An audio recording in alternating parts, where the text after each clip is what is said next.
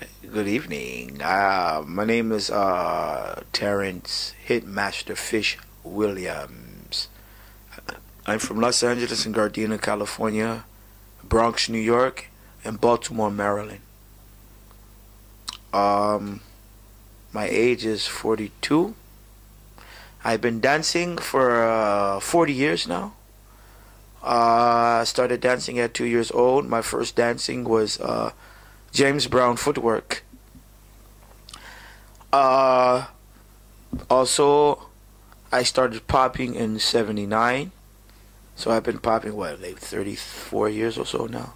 Since I'm 9 years old, I've been popping. So, yeah, person that inspired me was James Brown. It was my first inspiration, one of the first people I ever knew or known for dancing. So, yeah, James Brown is my inspiration 100%, without a doubt. Yes.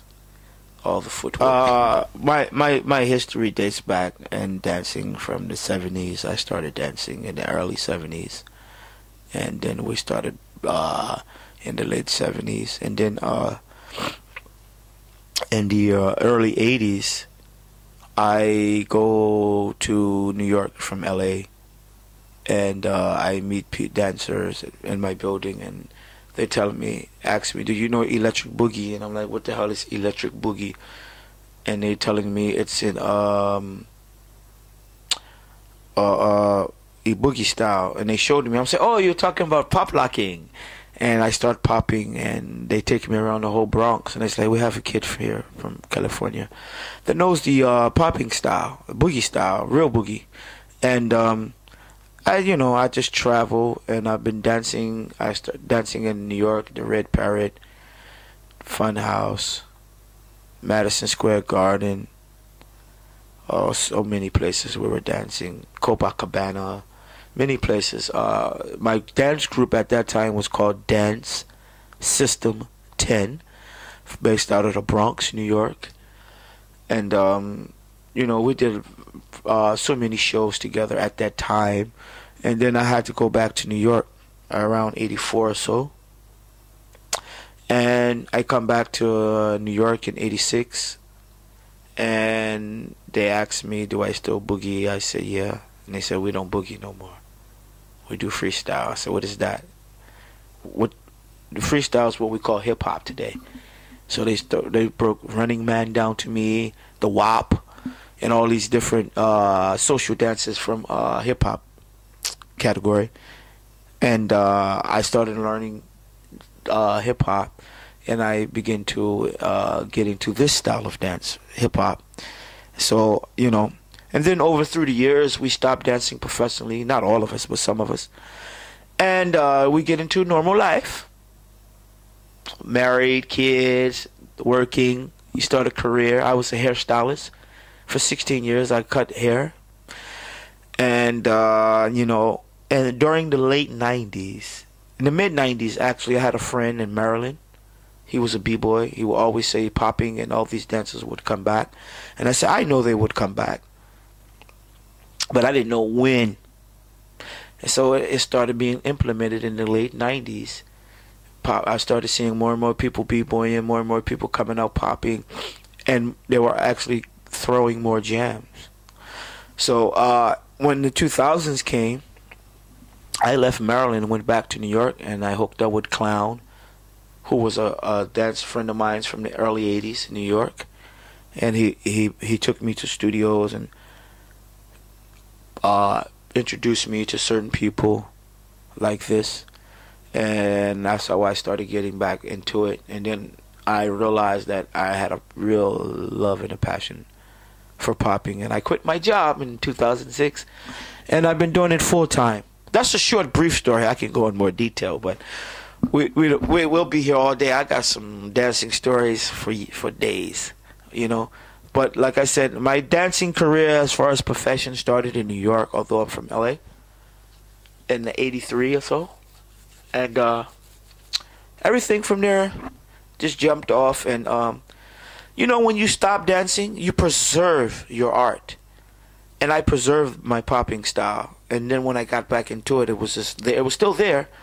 I just had to get back in shape, what we call dancing shape, and get back into it. And I initially started to do shows because I had a show. I had started me a little group, but kids kept asking me to teach and teach and teach and teach. And then I began to travel and teach and teach. And then the next thing I know, I have kids winning international competitions. So, yeah, it's pretty crazy how things has worked its way out. I never planned on teaching. Now I'm teaching all the time, and now I don't do many shows right now because they always were asking me to teach. So I dedicated my life to teaching kids, all ages, all races, from around the planet. Teach kids about this dance. That's what I did. Okay. Okay, the question is what I think about dance compared to back in the days. The first thing we must pay attention to is the music. The music has completely changed. When music changes, it changes the movements of people and the thinking of people. So in the 70s and in the 80s, we had a lot of instrument live music. Even recording artists had their instruments in the recording studios that recorded live their music. So everything began to change in terms of like the kids now. The problem I see is the teaching.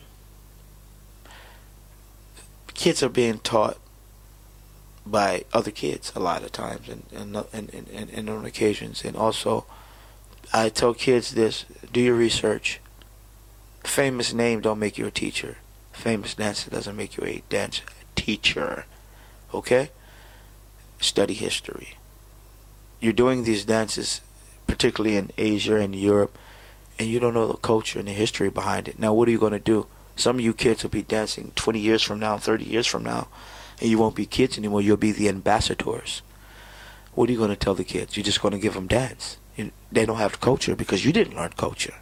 And you didn't learn the history behind what are you doing. Learn their history of these arts, whether it's hip-hop, popping, locking, whacking, voguing, whatever the style it may be. Learn its history. As much of it as you can. It's a lot of missing history in dance, street dance, period.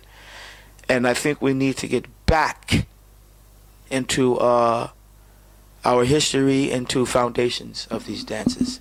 Just strictly foundations. If you're a popper, I tell you this. I always say this to you. Learn how to pop the funk music. Listen to funk. Hip-hop is okay, but funk is the origins of this dance. And I leave it on that note. And basically, when we talk about street dancing of today, I tell people to listen to the authentic music of its style of music. It can work wonders for your dance. Now we're talking about history. In terms of history, we talk and popping. We talk about a robotic dance, a dancing robotic dance that evolved from the late '60s and came into its own in the '70s. And in the late 70s, it hit in national and international TV. And that's when the dance began to spread worldwide in terms of popping. On the West Coast, we have a funk culture. On the East Coast, we have a hip-hop. We have a funk culture on the East Coast also, but we talk about in terms of what was created on each coast in knowing the history of whether it be b-boying, electric boogie style of New York. New York had its own style. It's called electric boogie. Whether it's popping from the West Coast, bopping, waving, ticking, animation, different various styles, strutting of movements from under the umbrella of popping. When you start talking about in terms of history, we got to get into the beginning origins. When it comes to popping, we talk about the Bay Area, Oakland, San Francisco, Richmond, and so forth. These are the founders of these styles. The dance evolved once it started hitting Southern California and Fresno and other places. People started putting their own twist to the dance, and it evolved into something even bigger. So basically what I'm saying to you is just keep growing, people, and learn your history. You know, I can only give a brief history because I go deep. If you know, I have to break everything down in time frames. 67, Jerry Lorente. 70, 71, the Black Resurgence, Black Messengers. 73, 74, Granny and the Robotroid. The mid-70s, the Electric Boogaloos. You know, so. And there's so many more groups and individuals that played a major part in popping, becoming international dance. Even people that's not around anymore, that don't get the credit that they should for creating moves and styles that's going on to this day. People pay homage to the past. Without no past, there is no future. And I leave you on that note. West Side, peace.